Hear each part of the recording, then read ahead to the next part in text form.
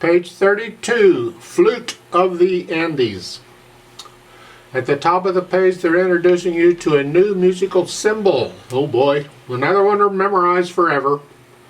It's got that 8 and the little VA and a little dotted line or dashed line after it, and then there's a line going down. All of that's important. Sometimes you will see the symbol without the 8 VA. It'll just have an 8 and the dotted line. Same thing, doesn't matter. What it means is you go up or down an octave. An octave is an interval. An interval of an 8th octave means 8. On piano, let's just go here to here. And if we go 1, 2, 3, 4, 5, 6, 7, 8, we get up to another of the same letter name. A to A, B to B, C to C, D to D. Those are octaves, and it's a very important interval in our musical harmony system, blah, blah, blah. So you need to be familiar with octaves, and you know what they feel like on the piano. Whatever. You'll get there if you'll use them so much, you'll get them. Well, an octave sign simply means you go up or down one octave. So if I'm playing this note, and the sign is in the music above the note, above the staff, then I simply go and I play this note instead. That's all.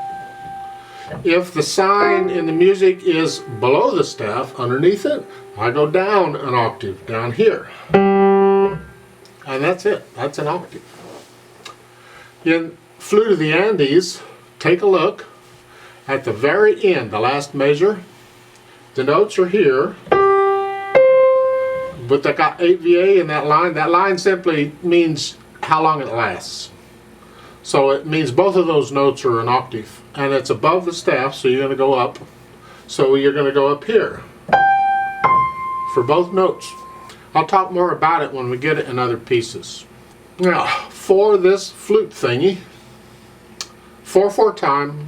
Again, rhythm-wise, I'm not saying anything too terribly difficult. It's half notes and quarter notes. And if you can't count those out by now, you really need to go back and start the book again. You're going too fast. Counting this stuff should be pretty straightforward for you. You should be able to get this rhythm correctly on your own without me or anybody having to show you what it is. My goal here is to teach you enough about reading music that you can figure it out on your own and have the confidence you got it correct. That's really, I'm working myself out of a job if I can. Not going to happen because there's always new students coming along. We have repeat sign at the end of the first line means go back, and there's a reverse repeat sign at the beginning which is redundant. You don't need it because the repeat sign means go back to the beginning. So I disagree with putting a reverse repeat sign at the beginning of a piece.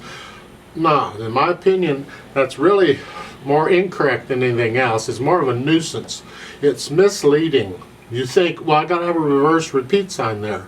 No, you don't. Not if it's at the beginning, because it's going to go there anyway. You use the reverse repeat sign when it's somewhere else in the piece, and there's a repeat sign, and you don't want them to go to the beginning. Then you stick in a reverse repeat sign where you do want them to go. So, I don't like the reverse repeat sign at the beginning. But we're going to play the first line twice. Got 2 sets of words. Well, that comes in handy, I reckon. Then it's pretty much straightforward for the rest of the piece. Dynamic-wise, you're starting out with medium soft, whatever that is, in the left hand. You'll have to decide what medium soft is. It's sort of soft, a little. And then in the third measure, it's medium loud, which is a little louder. Not much, just sort of loud. So if this is medium soft, this could be medium loud. Then in the third line, you're staying medium loud, which is, again, redundant, because you'll keep the dynamic given until they give you something else. And you're already medium loud. You don't need it, but doesn't hurt anything, put it there. Okay, fine. They give you a medium loud. Third line is medium soft for 2 measures, then medium loud, and then in the last line, the last 2 measures, medium soft, and then soft. So you're getting softer as you're doing this.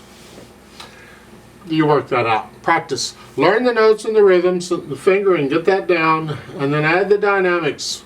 Experiment with the dynamics. See if you can learn to feel the dynamics.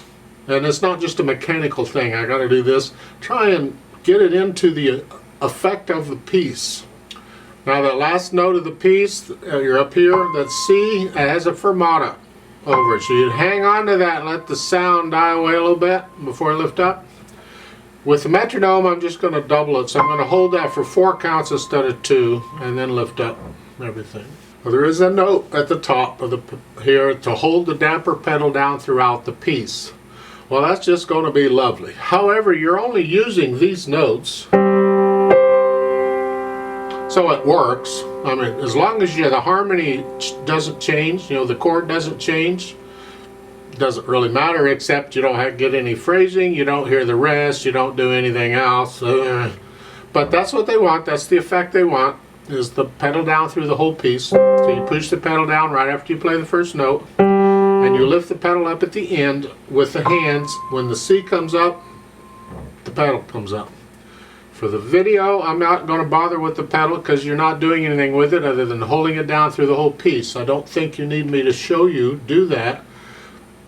So I'm not going to, that's another camera I got to go set up, and I'm lazy, and come on. So let's try this out slowly. It says moderately. Again, somewhere in the middle. What's moderately to you today? We're going to play it slowly. So put your hands where they go, here and here.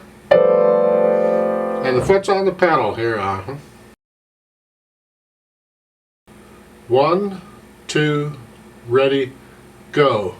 1, 2, 3, 4.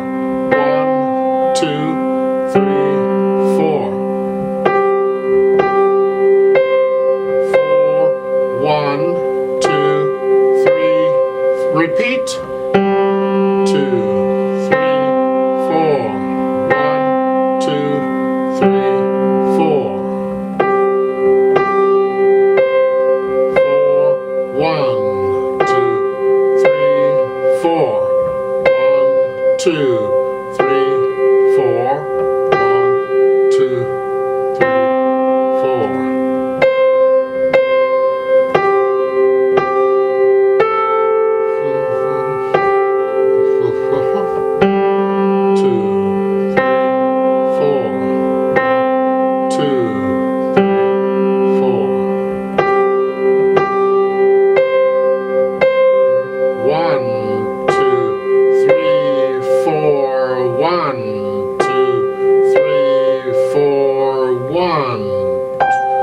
3, 4, hold, 2, off.